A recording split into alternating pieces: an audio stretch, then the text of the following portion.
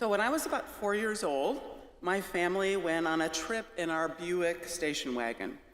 My dad was a fan of tape recorders, and he often made recordings of our conversations on long car rides. The only part that I recall from later hearing that recording is that I announced to my family that I had a love list.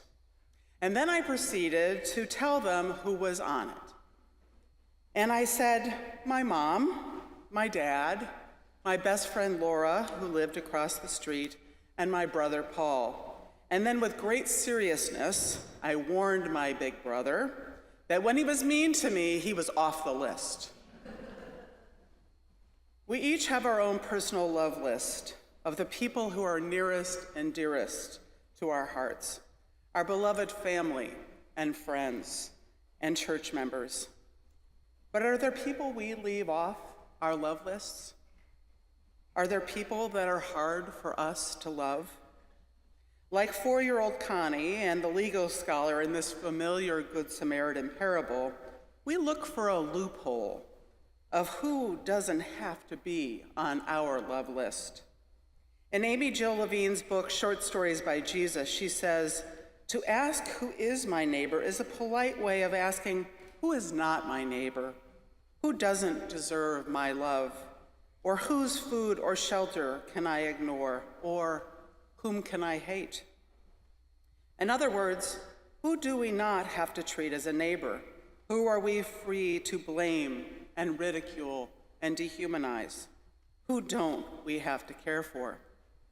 This parable of the Good Samaritan is timely given the current political division in our country. We are a country of extremes right now. And as I've been working on this sermon, I've been asking myself, do followers of Jesus get to rank our loves? Do we get to have a hate list? Do I get to say hateful things about people with whom I disagree, which I've caught myself doing more than I should lately?